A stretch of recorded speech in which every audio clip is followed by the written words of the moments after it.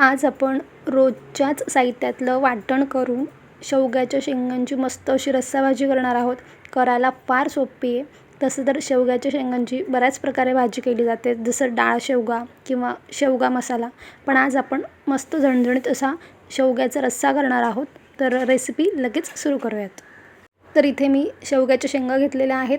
तर शेवग्याची शेंग घेताना अगदीच बारीक घ्यायची नाही आहे किंवा फार जाडही घ्यायची नाही. अशी मध्यम जाडीची आपल्याला शेवग्याची शेंग बघून घ्यायची आहे.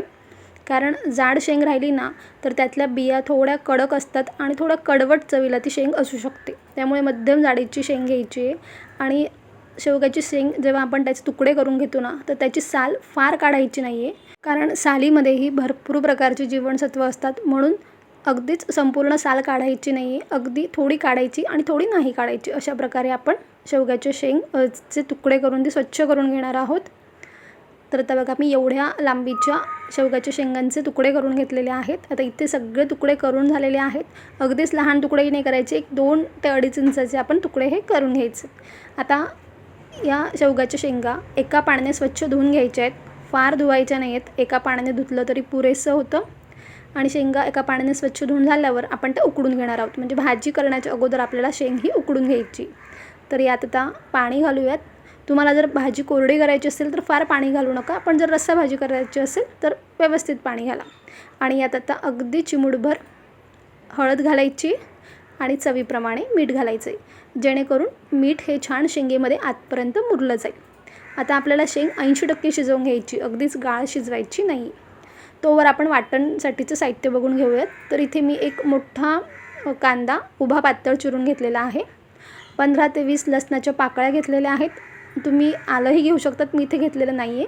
कोथिंबीर घेतलेली आहे आणि 3 लहान चमचे मी सुकं खोबरं घेतलं आहे. आता हे सगळं साहित्य आपण भाजून घेणार आहोत. तर इथे कढईत मी अर्धा पळी तेल घालते आहे. फार तेल घालायचं नाही आहे. गॅसची फ्लेम मिडियम ठेवलेली आहे आणि सुरुवातीला आपण कांदा छान असा तेलावर परतून घ्यायचा आहे. आता कांदा आपण वाटण्यासाठी परतून घेतो आहे, म्हणून थोड्या गडद रंगावर तो परतून घ्यायचा आहे. हे अशा वाटणाची शेवग्याच्या शेंगांची भाजी इतकी सुरेख लागते. तर आता तुम्ही बघू शकता, कांदा हलका गुलाबी झालेला आहे, पण त्याला आपल्याला अजून थोडा गडद रंग आणायचा आहे. मीडियम टू हाय फ्लेमवर आपण कांदा भाजून घेतला तरी चालतो. आता बघा, कांद्याला छान असा गडद रंग आलेला आहे. त्यात आता आपण सुकं खोबरं घालून घेणार आहोत आणि सोबतच लसणाच्या पाकळ्या घालून घेणार आहोत. इथे मी आल्याचा वापर केला नाही, पण तुम्ही आलं देखील घालू शकतात आणि तेही आपल्याला थोडंसं भाजून घ्यायचं आहे.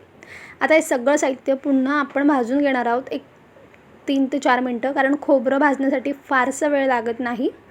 तर इथे आता बघा, सगळं साहित्य वाटणाचं हे छान असं भाजून झालेलं आहे, गडद रंगावर भाजून झालेलं आहे. आता याला पूर्णपणे थंड करून घेऊन मिक्सरला याची छानशी पेस्ट करून घ्यायची.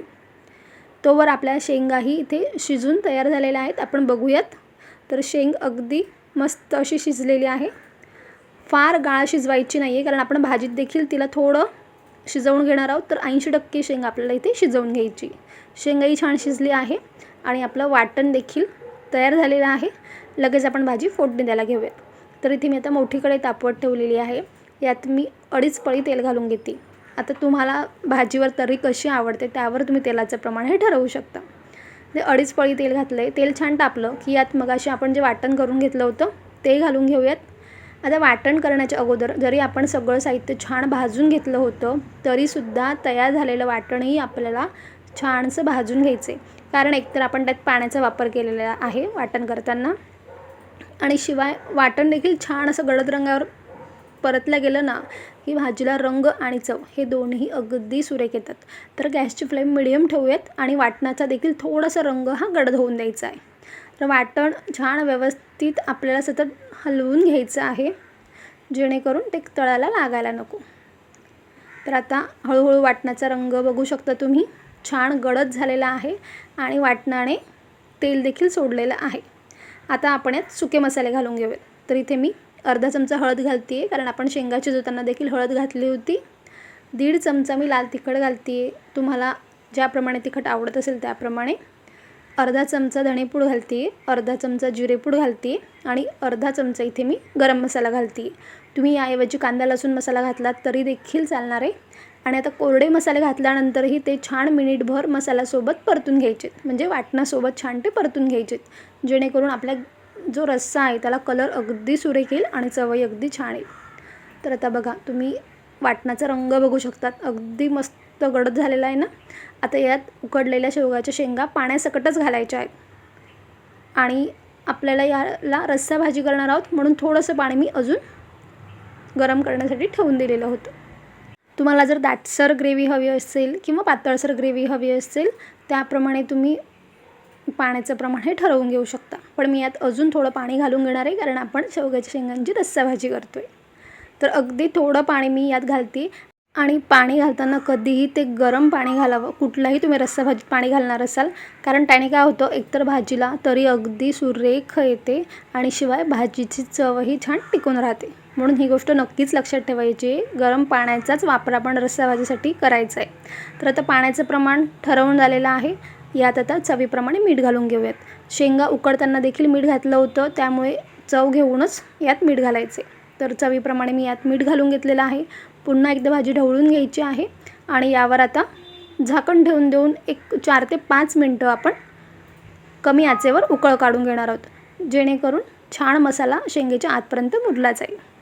तर आता एक 5 मिनटं झालेली आहेत. आपण बघूयात. तर बघा मस्त अशी उकळ भाजीला आलेली आहे आणि आत्ता जरी भाजीला तेल दिसत नसलं तरी गॅस बंद केल्यावर बघा अगदी सुरेख तरी रस्स्यावर दिसणार आहे.